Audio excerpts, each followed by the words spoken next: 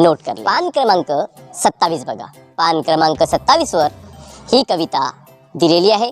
तो बच्चों इस कविता के पेज पे हमें दिखाई दे रहा है कि हमारा देश का सिपाही एक सैनिक कितने शान से वो चल रहा है, हमारे देश की रक्षा करने के लिए वो चल रहा है. और साथ ही साथ हमें वो दिखाई दे रहा है कि वो कितने अभिमान से, कितने गर्व से वो आगे बढ़ रहा है, पीछे मुड़ के नहीं देख रहा है. वो हमेशा आगे ही कूच करते जा रहा है. और साथ ही साथ हम देख रहे हैं कि एक टैंकर का चित्र दिया गया है और एक ट्रक का चित्र दिया गया है जो सिपाहियों को बॉर्डर पे ले जाने का काम करता है. कविता 9वी सदैव सैनिका पुढेच जायचे. या कवितेचे कवी आहेत वसंत बापट. बच्चों हम शॉर्ट में कवी परिचय पढ़ लेते हैं. जन्म 1922 आणि मृत्यू 2002.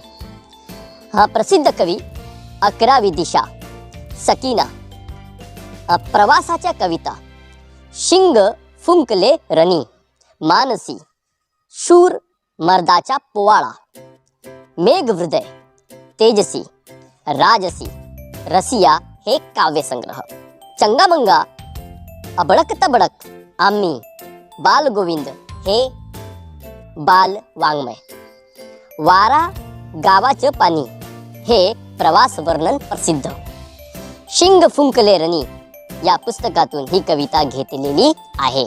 तो बच्चों ये जो कविता है ये कविता शिंग फुंकले रनी इस कविता से, इस किताब से, इस पुस्तक से ये कविता ली गई है.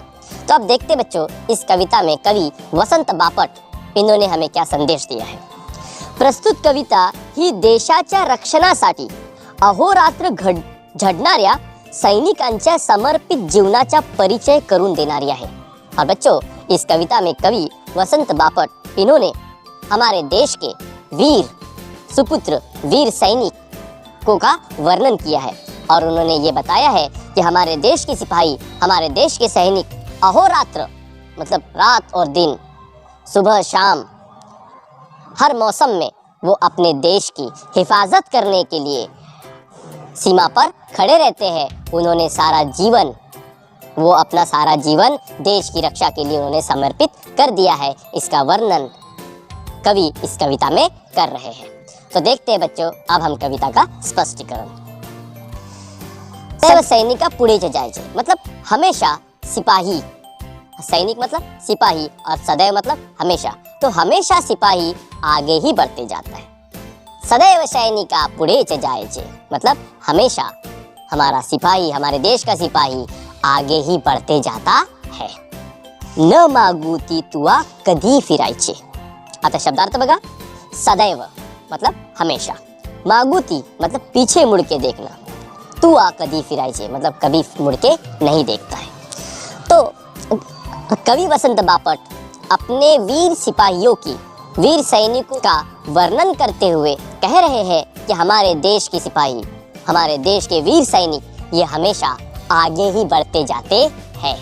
ये कभी पीछे मुड़कर नहीं देखते, ये हमेशा आगे ही आगे बढ़ते जाते हैं. पुढं सदा तुझ्या पुढे उभी असे निशा, सदैव काजळी दिसायच्या दिशा. शब्दार्थ देख लिए. सदा, सदा मतलब बच्चों हमेशा, जिसका समानार्थी शब्द सदैव भी है. निशा, निशा म्हणजे रात्र या रात. काजड़ी मतलब काली, जैसे रात कैसी काली होती है, काजड़ी मतलब काले रंग की. दिशा मतलब सिमत, इसको हम डायरेक्शन भी कहेंगे. तो कवि कहते हैं कि हमारे सिपाहियों के आगे हमेशा रात निशा खड़ी रहती है, मतलब उसके सामने हमेशा रात का अंधेरा खड़ा रहता है. और उससे, उस अंधेरे से पूरी दिशाएं, चारों तरफ की दिशाएं कैसी दिखाई देती है, काले रंग की दिखाई देती है, काजड़ी दिखाई देती है. लेकिन फिर भी हमारा सिपाही, हमारे देश का सिपाही रुकता नहीं है, वो देश की रक्षा करने के लिए तत्पर रहता है. आगे मधुन मेघ हे नभास ग्रासती, मधेज या विजा भयान हासती. शब्दार्थ बघा. मेघ, मेघ मतलब बादल या ढग. नभ, नभ मतलब आसमान या आकाश. विजा मतलब बिजलियां। तो कवि कहते हैं हमारे देश की रक्षा करते समय हमारे सिपाहियों के सामने कई मुश्किलात खड़ी रहती है, जैसे कि कभी कभी आसमान में बादल गरजते हैं, बहुत बड़ा तूफान उठता है, भयानक बिजलियां भी कड़कती हैं, लेकिन उतने ही भारी बारिश में और बिजलियों के कड़कड़ाहट में भी हमारे सिपाही डटकर हमारे देश की रक्षा करने के लिए सीमा पर तत्पर रहते हैं। वो पीछे मुड़कर नहीं देखते। पुढं, 10 दिशा तुनी तुफान व्हायचे, सदैव सैनिका पुढेच जायचे। 10 दिशा तुनी, तो कवि कहते हैं कि 10 दिशा में हमारे देश के वीर सैनिक, बहादुर सिपाही, हमारे देश के सिपाही पहरा देते हैं। कितनी भी मुश्किलात आए तब भी वो पीछे मुड़ के नहीं देखते। पुढं, प्रलोभने तुला न लोभ दाविती, न मोह बंधने पदास बांधती। शब्दार्थ देख लेते हैं। प्रलोभने, प्रलोभन मतलब लालच, मोह बंधने मतलब फैमिली से लगाव, पदास बांधती यानी पैरों को नहीं बांधती है।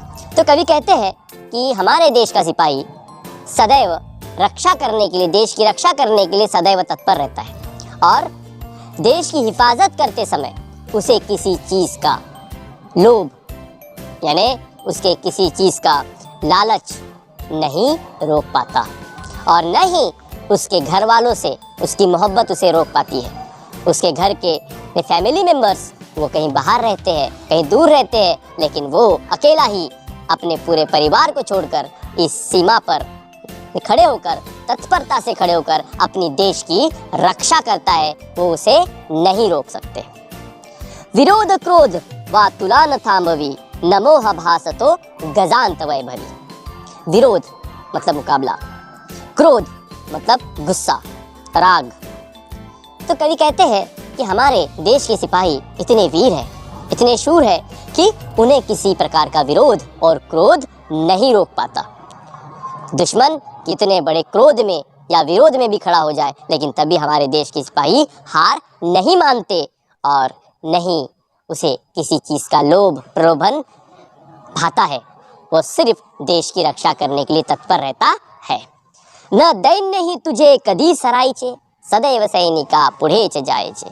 और कवि कहते हैं कि ऐ हमारे देश के सिपाही, वीर सिपाही, तेरी मुश्किलात कभी समाप्त नहीं होती है, लेकिन फिर भी तू हमारे देश की रक्षा करने के लिए हमेशा तत्पर रहता है, और हम तुझे दिल से सलाम करते हैं।